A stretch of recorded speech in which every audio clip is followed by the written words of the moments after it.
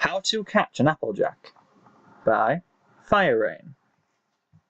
You sat behind a tree in Sweet Apple Acres, skulking in the shadow that its canopy of thick, rich green leaves produced.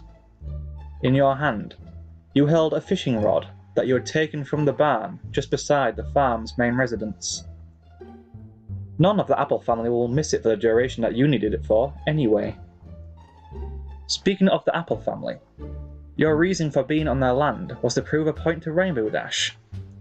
It was only a regular weekend routine for both yourself and Rainbow Dash to get together like good friends do. You take turns picking an activity to do for a while when you spent the day together, capping the night off with a friendly round of drinks at one of the local taverns. You didn't drink much when you were back on Earth, but ever since you met Rainbow Dash and her friends, the two of you began to hang out even more, and you found yourself to become more social and open. If anything, you had developed a little soft spot for the rainbow-maned mare. You weren't sure what it was about her that made her so easy to talk to, but if you had to guess, you'd say it was because she acted more like the guys that you were used to hanging around with at college. Besides, Dash's company was always fun, at least for a girl. Most girls that you knew were always so shy and quiet, and they wouldn't even dare approach you, but with Dash, it was different. Sitting together at the bar, you had both indulged into a number of rounds of cider, a drink that you blamed Rainbow Dash for having become addicted to, and you were making small talk. You spoke about friends, family, hopes and dreams, and all the good pranks that Dash has pulled over her friends, such as the whoopee cushion that she had placed beneath Twilight's smooth rump. Speaking about pranks, in your drunken state, you leaned towards Dash and wrapped an arm around her shoulder in a clumsy manner, accidentally knocking her mug of half-drank cider before saying to her, I bet I can catch Applejack with an apple. Rainbow Dash naturally laughed at your bogus claim before she took another long swig from her mug and smacked it down onto the counter of the bar, asking for another round. Once she had a sip of her freshly topped up mug, she decided to make a small wager on your claim by making a bet. Rainbow Dash even put in her own 2 cents for if you couldn't live up to your word. She said, "If you fail, then you'll have to do whatever I tell you to do for an entire week. What do you say?" To make the bet official, Rainbow decided to seal the deal with one of her spitting hoof shakes, and, being as drunk as you were, you obliged without question, much to the sign mare's pleasure. You weren't entirely sure what it was with the Apple family, but, true to their name, they were all entirely obsessed with apples. Not just the fruit, but the smell, the taste, the texture, the varieties. Even all their names were apple-related. Brayburn, Granny Smith, Golden Delicious, Macintosh, Gala. The list just goes on. It was like a religion, or something so close to religion that it was hard to tell them apart. Applejack even smelled like apples. Not only from working on an apple farm, but from using apple-related products, starting from an apple-scented shampoo and conditioner, and even apple toothpaste. Applejack was even known for her famous apple pies, much like Granny Smith was known for her Zap Apple jam. You couldn't even tell if it was only a love of apples and apple-related products, or an addiction, but your money was on the latter. If you remembered correctly, there was this one pony in particular that Applejack had a slight grudge with, known as Strawberry Sunrise. The pony that, much like her name suggests, is addicted to strawberries and despises all other fruits, especially apples.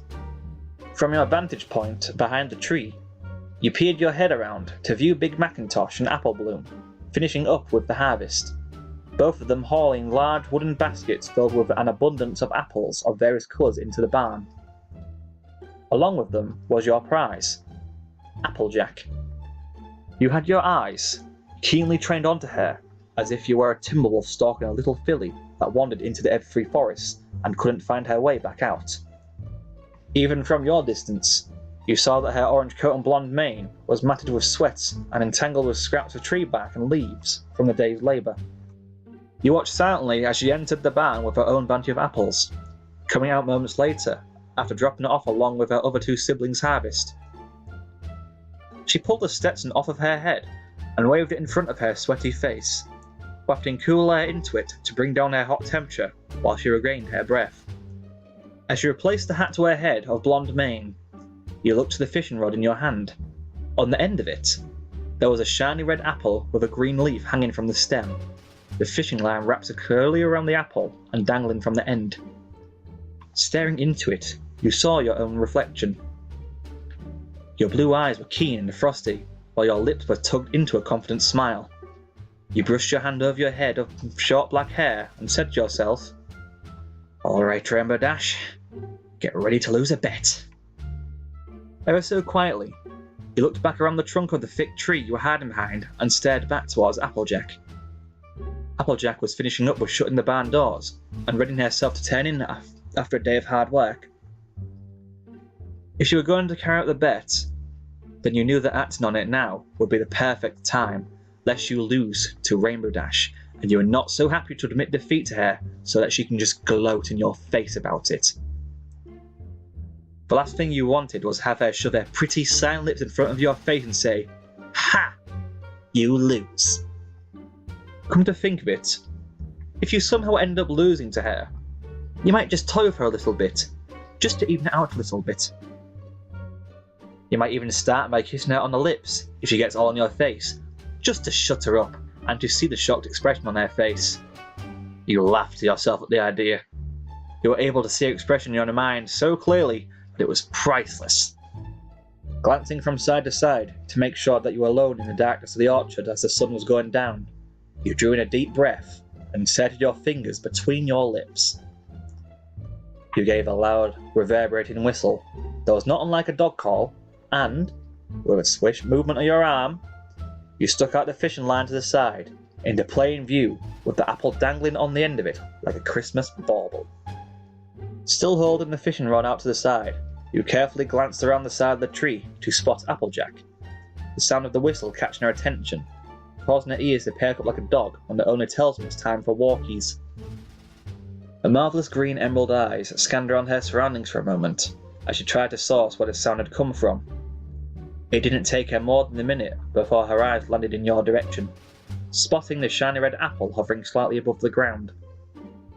In the heat of the moment, you bobbed the apple a little, beckoning and almost teasing the apple-loving southern mare to come running over to bag the goods.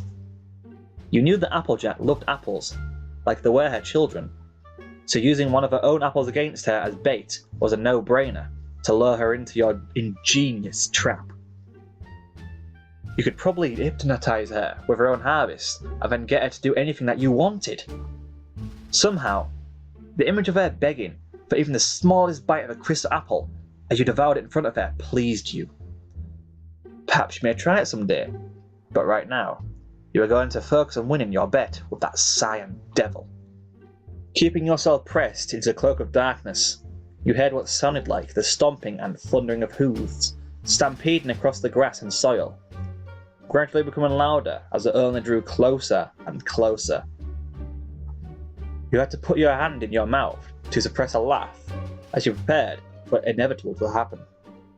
Applejack will soon be yours, and Rainbow Dash will be weeping in the corner as she has no choice but to act out her part of the bet upon losing. Oh, you could see it now. Within mere moments, you felt a weight tug down on the end of your fishing rod, pulling you slightly off of your feet as it hooked itself on the end of the line. Pulling up your rod, you came out from behind the trunk of the tree you were hiding behind to witness a hilariously glorious sight. Applejack, with her Stetson knocked from the top of her head and laying on the ground, was dangling slightly above the air from the end of your fishing line. Her jaws snapped shut around the apple. The moment you stepped out into the open, her eyes turned to focus themselves upon you, and you couldn't help but laugh. She glowered upon you at realizing that she's been had, and she rolled her eyes in annoyance, feeling foolish for having fallen for your antics. "Oh, gosh darn it," she mumbled from behind her apple-filled lips. "How do I keep falling for that?" she said. right before you lowered your rod and allowed her to regain her footing on the ground. The moment she was on the ground again, she released her mouth from the apple, now with deep, juice-leaking teeth marks embedded into it, and glared at you. What in the hay is wrong with you, Dom? Gotcha, you said, laughing as the farm pony groaned and slapped her hoof onto her forehead. Hey, Rainbow Dash, you said, looking upwards to the sky. From a small fluffy cloud in the orange-tinted sky, a sighing face poked over the edge and met your eyes before the owner flew down and landed smoothly beside you. I suppose I should have known you'd be involved somehow, Rainbow, Applejack said upon her friend's landing, feeling stupid for not having figured it out sooner. Rainbow Dash was taut with annoyance as she realised that she had lost the bet, and you took the moment to lean down to her level before poking her in the chest with one of your fingers. You lose, you said, smiling smugly. Oh, Celestia, she pouted, kicking the ground with her hoof in defeat.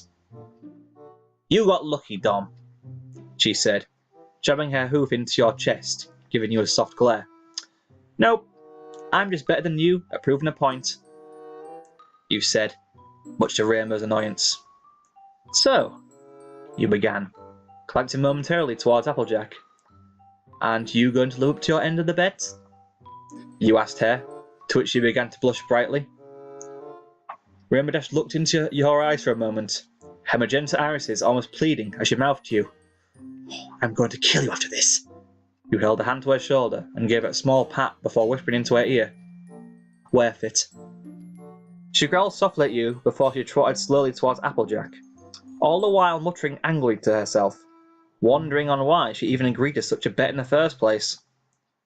She cursed herself for having lost to you, but you didn't pay attention. You were simply too happy that you didn't have to slave over her every command for an entire week straight. Rainbow Dash? What are you... Applejack began, right before she was cut off by the sighing mare as she brought her hooves up to cup her cheeks, holding them firmly in her grasp. Next, Rainbow paused for a moment as her cheeks were miming a burning rose bush, right before she quickly went in for the kill with a peck on Applejack's lips. The kiss didn't last more than half a second, but it was more than enough to satisfy you as you watched the humiliated mare turn around the instant she lived to her end of the bargain, her wings unfurled into their full lengths before she dipped off into the sky. What just happened? Applejack asked, confused and shocked at what one of her closest friends had done. She touched the hoop to her lips as she stared up into the sky, still able to feel Dash's warm lips against her own. Did she just kiss me? You said with a shrug. Maybe that'll teach her to stop making drunken bets in the future.